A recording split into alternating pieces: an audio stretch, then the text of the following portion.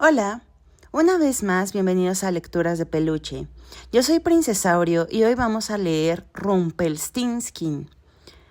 Había una vez un pobre molinero que tenía una bellísima hija, y sucedió que en cierta ocasión se encontró con el rey. Y como le gustaba darse importancia sin medir las consecuencias de sus mentiras, le dijo: «Mi hija es tan hábil y sabe hilar tan bien que convierte la hierba seca en oro». «Eso es admirable. Es un arte que me agrada», dijo el rey. «Si realmente tu hija puede hacer lo que dices, llévala mañana a palacio y la pondremos a prueba». Y en cuanto llegó la muchacha ante la presencia del rey, éste la condujo a una habitación que estaba llena de hierba seca y le entregó una rueca y un carrete y le dijo: «Ahora ponte a trabajar, y si mañana temprano toda esta hierba seca no ha sido convertida en oro, morirás». Y dichas estas palabras, cerró él mismo la puerta y la dejó sola. Allí quedó sentada la pobre hija del molinero, y aunque se le iba en ello la vida, no se le ocurría cómo hilar la hierba seca para convertirla en oro. Cuanto más tiempo pasaba, más miedo tenía, y por fin no pudo más y se echó a llorar. De repente se abrió la puerta y entró un hombrecito. «Buenas tardes, señorita molinera», le dijo. «¿Por qué está llorando?» «Ay de mí», respondió la muchacha. «Tengo que hilar toda esta hierba seca de modo que se convierta en oro y no sé cómo hacerlo». «¿Qué me darás?», dijo el hombrecito, «si lo hago por ti». «Mi collar», dijo la muchacha. El hombrecito tomó el collar, se sentó frente a la rueca y ¡zas, zas, zas! Dio varias vueltas a la rueda y se llenó el carrete. Enseguida tomó otro y ¡zas, zas, zas! Con varias vueltas estuvo el segundo lleno. Y así continuó sin parar hasta la mañana, en que toda la hierba seca quedó hilada y todos los carretes llenos de oro. Al amanecer se presentó al rey, y cuando vio todo aquel oro sintió un gran asombro y se alegró muchísimo. Pero su corazón rebosó de codicia. Hizo que llevasen a la hija del molinero a una habitación mucho mayor que la primera, y también atestada de hierba seca, y le ordenó que la hilase en una noche si en algo estimaba su vida. La muchacha no sabía cómo arreglárselas y ya se había echado a llorar, cuando se abrió la puerta y apareció el hombrecito. «¿Qué me darás?», preguntó, «si te convierto a la hierba seca en oro». «Mi sortija», contestó la muchacha. El hombrecito tomó la sortija, volvió a sentarse a la rueca, y al llegar la madrugada, toda la hierba seca estaba convertida en reluciente oro. Se alegró el rey a más no poder cuando lo vio, pero aún no tenía bastante, y mandó que llevasen a la hija del molinero a una habitación mucho mayor que las anteriores y también atestada de hierba seca. «Hilarás todo esto durante la noche», le dijo, «y si logras hacerlo serás mi esposa». Tan pronto quedó sola, apareció el hombrecito por tercera vez y le dijo: «¿Qué me darás si nuevamente esta noche te convierto la hierba seca en oro?» «No me queda nada para darte», contestó la muchacha. «Prométeme entonces», dijo el hombrecito, «que si llegas a ser reina me entregarás a tu primer hijo». La muchacha dudó un momento. «¿Quién sabe si llegaré a tener un hijo algún día? Y esta noche debo hilar este heno seco», se dijo. Y no sabiendo cómo salir del paso, prometió al hombrecito lo que quería, y éste convirtió una vez más la hierba seca en oro. Cuando el rey llegó por la mañana y lo encontró todo tal como lo había deseado, se casó enseguida con la muchacha, y así fue como se convirtió en reina la hija linda del molinero. Un año más tarde le nació un niño precioso, sin que se hubiera acordado más del hombrecito, pero de repente lo vio entrar en su cámara. «Vine a buscar lo que me prometiste», dijo. La reina se quedó horrorizada y le ofreció cuantas riquezas había en el reino con tal que dejara al niño, pero el hombrecito dijo: «No, una criatura viviente es más preciosa para mí que los mayores tesoros de este mundo». Comenzó entonces la reina a llorar, a rogarle y a lamentarse de tal modo que el hombrecito se compadeció de ella. «Te daré 3 días de plazo», le dijo. «Si en ese tiempo consigues adivinar mi nombre, te quedarás con el niño». La reina se pasó la noche tratando de recordar todos los nombres que oyera en su vida, y como le parecieron pocos, envió un mensajero a recoger, de un extremo a otro del país, los demás nombres que hubiese. Cuando el hombre llegó al día siguiente, empezó por Gaspar, Melchor y Baltasar, y fue luego recitando uno tras otro los nombres que sabía, pero el hombrecito repetía invariablemente: no, así no me llamo yo. Al segundo día, la reina mandó averiguar los nombres de las personas que vivían en los alrededores del palacio, y repitió al hombrecito los más curiosos y poco comunes. «Te llamarás Arvilino, o Patisueco, o quizá Trinoboba», pero él contestaba invariablemente: no, así no me llamo yo. Al tercer día regresó el mensajero de la reina y le dijo: «No he podido encontrar un solo nombre nuevo, pero al subir a una altísima montaña, más allá de lo más profundo del bosque, allá donde el zorro y la liebre se dan las buenas noches, vi una casita diminuta. Delante de la puerta ardía una hoguera, y alrededor de ella un hombrecito ridículo brincaba sobre una pierna y cantaba: hoy tomo vino y manzana cerveza. Después al niño sin falta traerán. Nunca se rompan o no la cabeza, el nombre Rumpelstiltskin adivinarán». Imagínense lo contenta que se puso la reina cuando oyó este nombre. Poco después entró el hombrecito y dijo: «Y bien, señora reina, ¿cómo me llamo yo?». «¿Te llamarás Conrado?», empezó ella. «No, así no me llamo yo». «¿Y Enrique?». «No, así no me llamo yo», replicó el hombrecito con expresión triunfante. Sonrió la reina y le dijo: «Pues, ¿quizá te llamas Rumpelstiltskin?».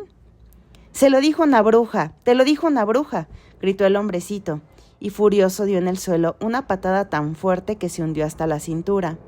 Luego, sujetándose al otro pie con ambas manos, tiró y tiró hasta que pudo salir, y entonces, sin dejar de protestar, se marchó corriendo y saltando sobre una sola pierna, mientras en palacio todos se reían de él por haber pasado en vano tantos trabajos.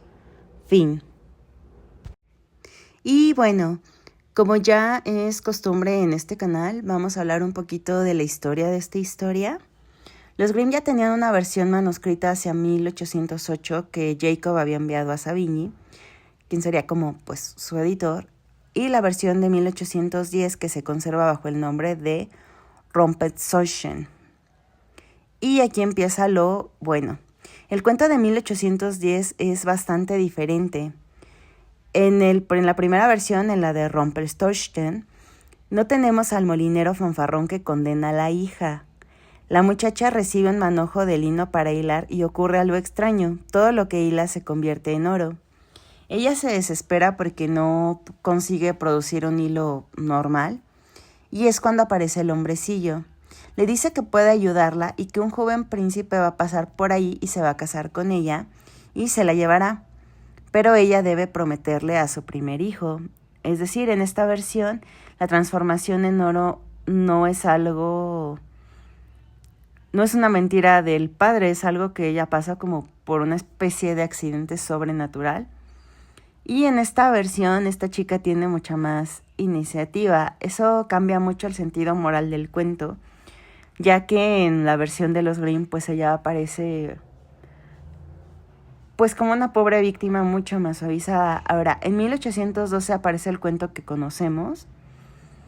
Esta es la primera versión de Cuentos para la casa y el hogar, publicada en 1812. Es la versión de los Grimm.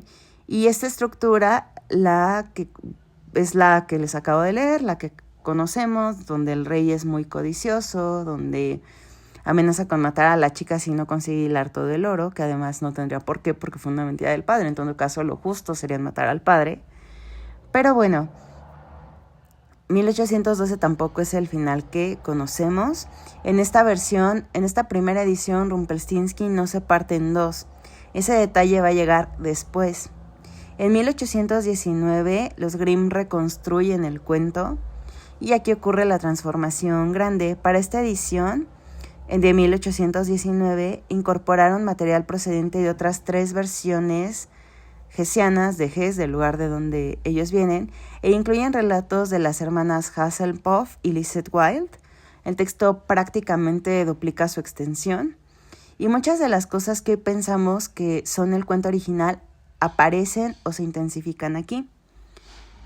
Como les decía, ya era codicioso, bueno, aquí aparece mucho más codicioso porque parece que no tiene fin la producción de oro, ¿no? El rey está enamoradísimo de la chica porque pudo hilar tanto oro. Después de la primera noche queda maravillado, de la segunda todavía no está satisfecho e incluso van por una tercera, que es cuando ya explota la chica. La reina recupera algo de iniciativa en esta versión. Esta es una modificación especialmente interesante. En 1812, cuando Rumpelstiltskin le da 3 días para descubrir su nombre, la situación está bastante encaminada hacia la pasividad. En la de 1819, ella manda a un mensajero a investigar. Durante los 3 días se desarrolla una pequeña investigación y esto hace que la resolución del cuento ya no parezca una casualidad, que se convierta la reina en alguien que actúa para salvar a su hijo. Y esto conecta además con la versión antigua de Rumpelstiltskin. Perdón, mi alemán. Siempre me ha fallado muchísimo el alemán. Y en esta la protagonista también tiene más capacidad de acción, es decir, es un poquito más fiel a la versión original. Y bueno, en esta última versión, que fue la que leí un poco, no es tan explícito, pero aparece este final donde él enfurece y se parte en 2. En la versión que publicaron originalmente, el duendecito simplemente pues se va. Y este detalle lo incorporaron a partir de otra tradición que había contado Lisette Wilde, que era hermana de Thorsten. Y al final de hoy consideramos esencial esta parte de Rumpelstiltskin que fue añadida después. Como ya les he dicho muchas veces, estos cuentos no es como que los Grimm fueran los autores, eran cuentos populares y por eso es que existen muchas versiones. Y bueno, todavía hubo modificaciones posteriores. Hay veces que el molinero miente para darse importancia. Se enfatiza también que el rey cierra personalmente la habitación. Digo, son detalles que tampoco cambian muchísimo el significado. Y bueno, yo creo que todos hemos visto que hay películas, hay series, incluso en las últimas películas de Shrek aparece Rumpelstiltskin. Me parece que en Shrek para siempre es en la que aparece, no estoy segura, pero aparece este personaje 2 veces en Shrek, que ya es una versión pues mucho más moderna, mucho más paródica, etcétera, etcétera. Y bueno, en este canal somos muy amantes del folclore, entonces no pude evitar notar cuando analizaba este cuento y esta estructura que el motivo del bebé robado por seres sobrenaturales es muchísimo más antiguo y mucho más amplio que este cuento de los Grimm. En muchas tradiciones encontramos variantes del mismo miedo, un bebé humano que es llevado por criaturas sobrenaturales y en su lugar dejan otra cosa. En el folclore irlandés y escocés aparece un montón y se llama changeling o niño cambiado. Y se creía que las hadas podían llevarse a un bebé humano y dejar en su lugar a un ser férico que se parecía al niño. A veces este ser es una hada anciana, puede ser una hada enferma, puede ser incluso un objeto encantado para que adoptara la forma del bebé. Y aquí hay algo muy importante, no todas las historias hablan exactamente de duendes. Insisto, dependiendo de la cultura pueden ser hadas, pueden ser espíritus, demonios, criaturas del bosque, seres domésticos o entidades asociadas con la noche. En Latinoamérica tenemos un montón de historias de brujas que quieren cambiar, ni siquiera quieren cambiar, ellas se roban a los bebés o a los niños. Y en Colombia en específico me parece que tienen como una tradición en la que si, por ejemplo, un bebé nace un diente, se supone que tiene un don y es un niño que debe ser como incluso un poquito más cuidado que los demás porque corre más riesgo de que las brujas se lo quieran llevar. Esto es en el folclore. Y de pronto esto nos puede sonar un poquito extraño viviendo en ciudades porque somos hijos de Descartes, entonces todo debe ser muy racionalizado y muy hijo del método científico. Sin embargo, cuando tú vas como a pueblos un poco más aislados y eso, la gente te cuenta estas historias pues como algo completamente natural en su día a día. ¿Ok? En las tradiciones germánicas, de donde son los Grimm, también hay relatos de niños cambiados. Se llama Wechselbalg y en distintas zonas de Europa aparecen historias donde las criaturas sobrenaturales desean especialmente a los humanos cuando son bebés o cuando son niños muy chiquititos. Y lo fascinante aquí es que el motivo tiene siempre esta estructura parecida, es decir, nace un bebé, algo sobrenatural lo desea y la criatura se lo lleva y deja un sustituto. En el caso de Rumpelstiltskin, bueno, él no pretendía dejar a nadie, él simplemente hizo un intercambio. Y esto es algo como, insisto, aparentemente sí, racional y eso, pero en el folclore en general hay como muchas condiciones para que un hada o uno de estos seres, espíritus elementales, te cumpla un deseo. Y una de estas condiciones es que tú debes ofrecer siempre algo a cambio. En este caso, la chica primero da su collar, luego da su sortija, y cuando ella ya no tiene nada más que dar, insisto, él le propone el intercambio del hijo. Y en ese momento ella pues está en modo supervivencia y se le hace fácil decir que sí. Y ya cuando nace el niño ni se acuerda y se arrepiente muchísimo. Esto es importante porque normalmente en las historias, cuando uno de estos seres te cumple un deseo, hay algo tramposo detrás y las hadas suelen ser muy, muy buenas haciendo juegos de palabras o haciendo intercambios engañosos, etcétera, etcétera. ¿Por qué tantas culturas tienen estas historias? La verdad es que no lo sé. Me gustaría dejar esta puerta abierta para una especie de debate. Y bueno, muchas gracias por estar aquí. Recuerden que cada semana tenemos nuevas historias. También recuerden que si quieren que leamos algún cuento o reseñemos alguna novela, o ambas, nos lo pueden hacer saber en comentarios y con mucho gusto lo hacemos. Hasta la próxima.